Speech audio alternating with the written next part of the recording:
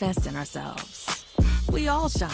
Together, we are Black beyond measure. Welcome to The Pivot. Linda Emerson, a.k.a. Small Biz Lady, America's #1 small business expert, best-selling author of Become Your Own Boss in 12 Months. So today, it's all about the plan.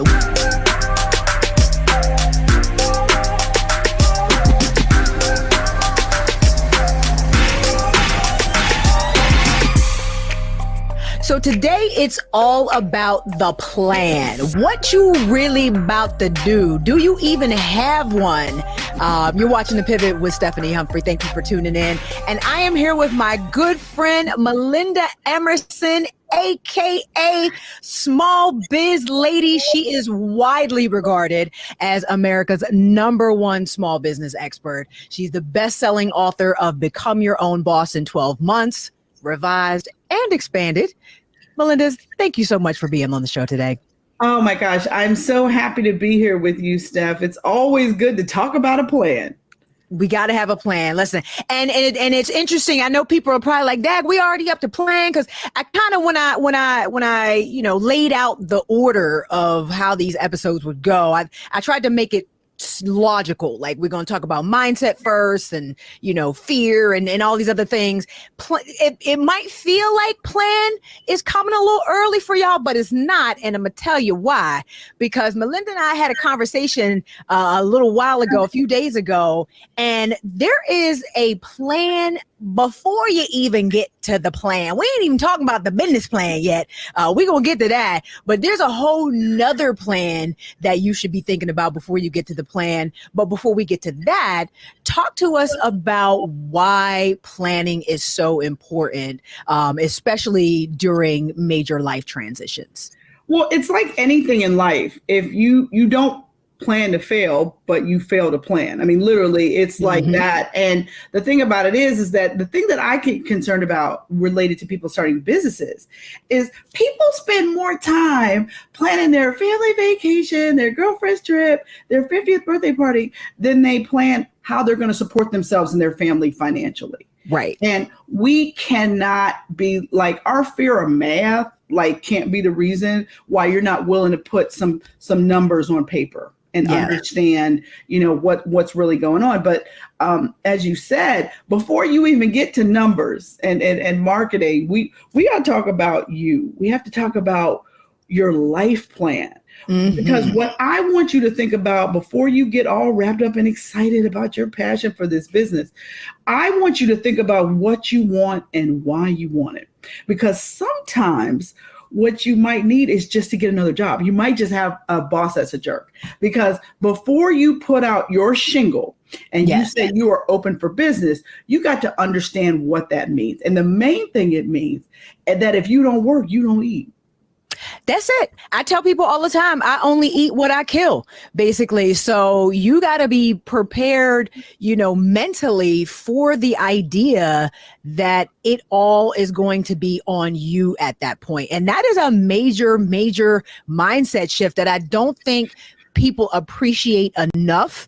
I think social media has made the idea of being an entrepreneur very trendy, very sexy. Everybody wants to be a boss, right? Everybody and their mama. Until they actually have to be one and really understand what that is. And, so I just want people to get clear about what they want, what kind of lifestyle they want, how much money do they need to make to be happy. Right. You men out there, y'all especially need to be looking at that, because some of y'all are caught up in what's in your pocket makes you feel like what your self-worth is. So you really need to get clear about the money piece for you personally. Then you got to get clear about even your money mindset.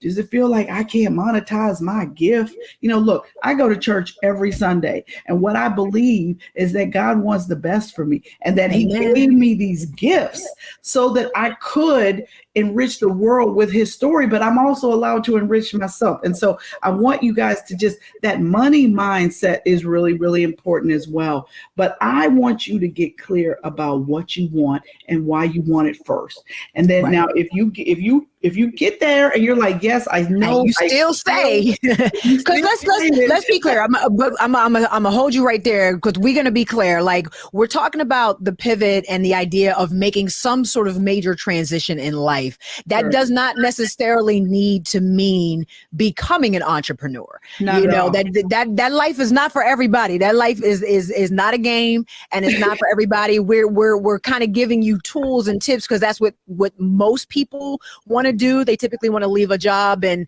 start something of their own. So that's sort of the thread we're going down. But, these same principles and what Melinda's, explaining to us today, that the keys she's dropping for us today really apply to any sort of major transition in your life, getting clear on what you actually want and why.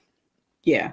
Oh, definitely. And then after you have that, after you kind of have spent that quality time with yourself, kind of figuring out what the new plan is, the next thing I want to invite you to do is then figure out how you're going to pay for it, right? Because the money to start your business is going to come from your right or your left pocket. That's what it is. So you've got to figure out, you've got to look at where you are financially. Do you got a whole bunch of credit card debt?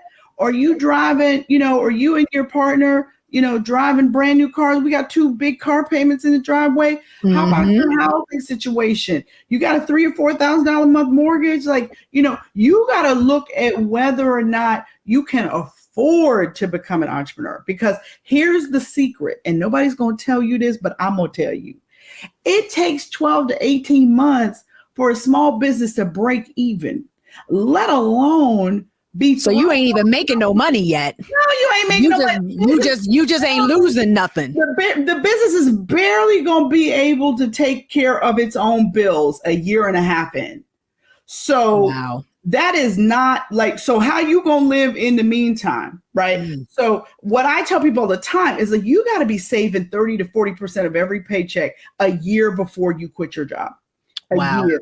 Or if you are a 2-income household, learn to live on 1 income, because that's what you're going to be living on, right? So that's right. I want you guys to start almost like recoiling your lifestyle a little bit. And it's not that hard, right? How many of y'all out here, y'all got a latte a day habit, right? or you be sliding by Dunkin' for whatever it is. Even if you like going out on Friday and Saturday nights with your friends, guess what? Drinks are cheaper if you pour them for yourself at home, right? So there's all kinds of things you can do. If you are not someone that's currently using a budget, I invite you to track your spending for 30 days. And I mean, including that Amazon click and ship habit you got too. So I want you to track your expenses. Look at your bank statement and look at how you spend money. And I promise you, you can find the money. What about all these subscriptions y'all paying for? Oh my God, don't even get me started on the subscriptions. It's completely out of control at this point. Do you really need 4 streaming services? Do you really need it? Right. So there's lots of ways we out here wasting money. Right. And so what I want you to think about is your finances, because you need to have that first year of working capital. You need to have an emergency savings account for yourself. And that's the thing. I want to emphasize that, because, people really need to understand that whatever sort of transition you are looking to make, whether it is to your own business or, if you're going just from, one job to the next job and those paychecks kick back in after 2 weeks, that's something different. But for most people, for the large majority of people who are considering a major pivot in their life, you are going to be without an income for a pretty significant period of time, most likely. 1 to 2 years. 1 to 2 years average. And then you've also got to think about stuff like, if you're the head of your household, how are you covering health insurance? Right? Because Cobra is incredibly expensive. So that's not the health insurance you want. But other insurance out here is doggone expensive too. I mean, just for me, I pay almost $900 a month, and that ain't even the best insurance. Okay, so that's what I need you guys to understand. There's a whole bunch of new expenses out here you had not considered that are going to be all of a sudden things that you've got to deal with. And not to mention the fact life still happens, right? Air conditioners break, kids need braces, transmissions stop running. So you still got to have money to manage, like, household emergencies.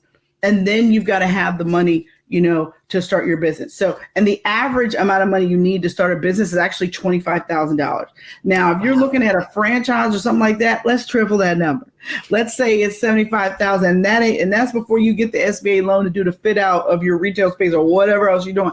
So there's a whole bunch of money that you have to do this well. Now, that's not to say, I always get these emails, well, I didn't have nothing when I started and I'm okay. Okay, well, it probably took you a lot longer than it would have had you had enough savings to sort of like get your back. And then why would you want to put that extra stress on you while you're making this major transition? And an ounce of prevention is worth a pound of cure, as they say. So if you do some of that work up front, you may be able to mitigate a lot of the stress of trying to scrape together, bootstrap your way to success, because, it doesn't, you can work smarter, not harder. And if you're willing to delay maybe your exodus from your job by 6 months or a year, maybe that time spent will save you 2 or 3 years on the back end of building together. 100%. And if we keep going down sort of like my steps that I teach actually in my book, Become Your Own Boss in 12 Months, I advise people to do just that. So once you get your finances straight and you know how you're going to pay for this new business idea you got, the next thing I want you to do is really look at yourself, look at your skills, and look at, okay, what skills do I have to run this kind of business versus what skills do I need to learn or that I'm going to have to learn to run this business? I actually even tell people, go work part-time like a business you want to start. You thinking about buying a franchise? Go work for one. Go work for that one so that you really know what's involved. Because again, I see people all the time transition from corporate after a 20-year career and go buy this expensive behind franchise. And then 2 years later out here trying to sell their franchise because they hate it. Right. I've seen it half a dozen times. I've seen people, and they called me after they bought the stuff, and I'd be like, well, I mean, I don't know what to tell you at this point because I ain't buying it from you. Like, had you talked to me or let's say read my book before you did that, you would have thought differently. But again, people get caught up in thinking just because they were successful one place, they're going to be wildly successful in the next place. And I'm like, listen, it's a whole different skill set you need when there's no IT department to call. That's right. That's right.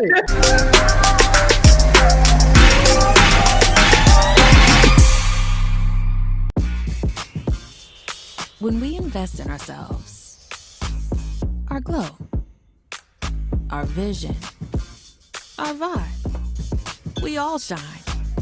Together, we are Black beyond measure.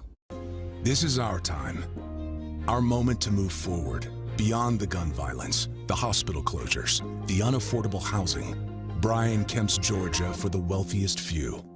Stacey Abrams is looking out for every Georgian. She'll invest our $6 billion surplus in the fundamentals, education, healthcare, housing, and a good living, putting more money in your pocket to build one Georgia where everyone has the freedom to thrive.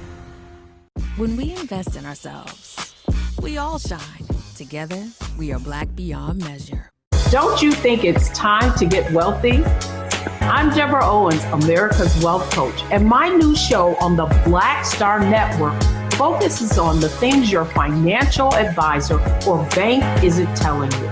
So watch Get Wealthy on the Black Star Network.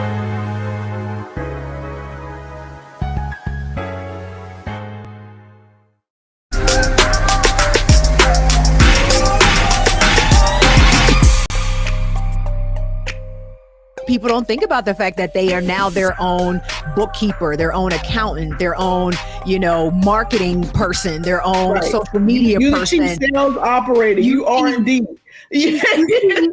Chief everything operator, CEO. So you can design the checks on the front and the back, right? That's right. So you need to, and I talked about that in my TEDx, be honest about where you are, and if you need to go take a class or, like you said, go work at McDonald's or wherever for a little while, or maybe even intern for somebody, humble yourself a little bit and intern for somebody, that may be what you have to do. So, I think part of the plan also needs to be removing your ego from this process. Oh, definitely. Because the thing about business is you really have to figure out what you know about business. Mm-hmm. And I guess I was fortunate because I was 26 when I started my first company.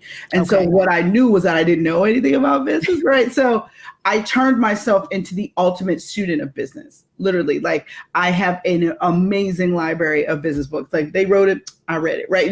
The other thing too is I took a class every single year up until like 12, 13 years. I took a class every year. I took negotiating classes. I took business plan classes. I took leadership. I did Leadership Inc. I did the Urban Link Leadership Institute. Like I did things to make myself a better leader in my business, a better marketer, a better negotiator. Like I took classes just to help me think differently. Mm-hmm. Because if you're going by the same old thinking when you left your job, you're already behind. You can't see new technologies coming, or better yet, developing them. So I think that it's really important for you to definitely be humble, be coachable, right? Because you would be amazed what resources people will bring to you if they feel that you can receive them. Yes, absolutely. You just always have to. Personally, what, if anything, would you have changed about your first business plan? Oh, I would have focused on a niche customer. Mm-hmm. I think we chased anything would call us, anything we thought good. I mean, we chased government contracts for 3 years and finally didn't win one in 3 years. And finally was like, okay, I think we need to figure something else out. That's probably not our best customer. and it wasn't until we niched in the pharmaceutical space that all of a sudden it was like, all of a sudden we had more business than we could do. Because we finally looked at where we were. We're based in Philadelphia. And we realized that 22 of the top pharmaceuticals in the country were located between New York and Wilmington, Delaware. Right. An easy drive for us. And then when we figured that, we were like, oh, well, why do we specialize in health education projects? Oh, yeah. Well, when we did that, they were like, come on in. Oh, we would love to have you. Mm-hmm. And so again, I think that niche to get rich probably was the thing I didn't learn until years in. Wow. Niche to get rich. I like that. I like that. Mm-hmm. When you're thinking about a business plan, and like I said, I like this conversation that we've had today, and, I'll have you back to get into the nuts and bolts of some of the things that, are in your book and, whatever else you could share with us about the actual plan. But when we're thinking about the plan generally, how complicated does a business plan need to be? I think that can be a huge stumbling block for some people because they think about a business plan as this, 50-page proposal that has to include, projected revenue for the next 25 years and all the rest of this stuff. So you never want to project revenue past 3 years, actually, and realistically 1 year, because you don't really know who your customers are early on. But I think that a business plan does not have to be this 40, 50-page manifesto document. Right. But do I think you need 10 good pages that describe what business you are in, how this business is going to run, who's going to be your target customer, how you're going to reach that customers through your sales and marketing activities, and then what your budget is and what your sales projections are and who your team is and that kind of stuff? Yeah, you need a document, if nothing more than think it through in your own head, right? Write it down. And we know just from statistics, things that are written down tend to happen, right? So if you walking around with how your business runs in your head, you get hit by a bus. You don't want that. So write down a plan that you can take to a bank, that you can take to a potential customer, that you can share with a potential employee or partner. You want a document so that you can get people excited. And then later you'll turn your document like into a slide deck, if you're in a pitch competition or business plan competition or something like that. But you need a written document so that you could do your homework, do your research. You know who your competitors are. You know how you're going to position your website. You know what your content strategy is going to be. You know, what your unique value proposition is going to be. You got to think through all that stuff. But there's lots of really good software out here to build it. Like, you don't have to be sitting in front of a blank screen going, right, in the beginning, right? Yeah, not in the beginning. there's great software out here. Like liveplan.com is one of my favorites. And they actually have a website called bplans.com, and they've got hundreds of examples of business plans on this site that you can check out and look at. And I mean, any kind of business you can think of, they got a sample business plan. So that's helpful. And then you can actually use their software to build yours. And it's like got a lot of formulas and stuff built in. So it's listen, easy. Again, work smarter, not harder. And now for those people who feel the spirit is leading them to pivot, but they don't actually quite know what they want to pivot to, or if they even should pivot, you actually have a great tool for that as well. Tell us about the Boss Quiz. Yeah, so I created Boss Quiz in partnership with a behavioral scientist. And we really took her 30 years of research and said, what if we could tell people whether or not entrepreneurship is for them, what kind of entrepreneurship that, would be good for them, whether they are what we call a power player, a change maker, a team builder, or what we call a power player. So all of these are, freedom seeker actually is the last one. And basically it's just information. If you go to bossquiz.com, you can take my quiz, and then I'm going to produce for you a 9 to 12 page report on you, what your sales skills are, what your values are, what you're good at, what type of business environment might work well for you. In some cases, we might say, listen, you might do really well with a business partner. You're not necessarily cut out to be the front banana. You need another banana beside you. Right. We are going to tell you, based upon 30 different characteristics that we have scientifically developed, what kind of business owner you are, and give you some suggestions on the types of businesses you should look at. And then we also have other options. So let's say you're interested in a franchise or interested in buying an existing business, then we're going to have resources for you to do that as well. That is wonderful. Because sometimes people just need that push to even start, thinking about something. So I love that you have this available for folks. And now, where can folks go to get more information about you, about the book, about what you do, about coaching, about, Small Biz Lady Inc.? Where can they go? So the best place for you guys to go is smallbizladyuniversity.com. That is our best website. My online school is there. So I have 4 courses for you guys: how to become your own boss, how to sell and market online, social media selling, and ultimate guide to email marketing. If you guys are interested in my book, it is Become Your Own Boss in 12 Months. It is available anywhere books are sold nationwide. And if you just want to follow me on social media, I'm Small Biz Lady pretty much everywhere except for LinkedIn, where I am Melinda Emerson. So feel free to connect with me over there as well. But I just want you to win in business. I just want to encourage you, but I want you to start your business with a plan, because you're going to be far more likely to be successful if you do. Amen. Amen. And don't forget that there is a plan that comes before the plan. So start doing that work now to save you a little heartburn on the back end. Definitely. Melinda Emerson, Small Biz Lady, thank you so much for being here on The Pivot. We appreciate you. All right, Steph, anytime. This is our time, our moment to move forward. Beyond the gun violence, the hospital closures, the unaffordable housing, Brian Kemp's Georgia for the wealthiest few. Stacey Abrams is looking out for every Georgian. She'll invest our $6 billion surplus in the fundamentals: education, healthcare, housing, and a good living. Putting more money in your pocket to build one Georgia where everyone has the freedom to thrive. When you talk about blackness and what happens in black culture, we're about covering these things that matter to us, speaking to our issues and concerns. This is a genuine people-powered movement. A lot of stuff that We're not getting, you get it, and you spread the word. We wish to plead our own cause. Too long have others spoken for us. We cannot tell our own story if we can't pay for it. This is about covering us. Invest in black-owned media. Your dollars matter. We don't have to keep asking them to cover our stuff. So please support us in what we do, folks. We want to hit 2,000 people, $50 this month, raise $100,000. We're behind 100,000, so we want to hit that. Y'all money makes this possible. Checks and money orders go to P.O. Box 57196, Washington, D.C. 20037-0196. The Cash App is $RM Unfiltered. PayPal is R Martin Unfiltered. Venmo is RM Unfiltered.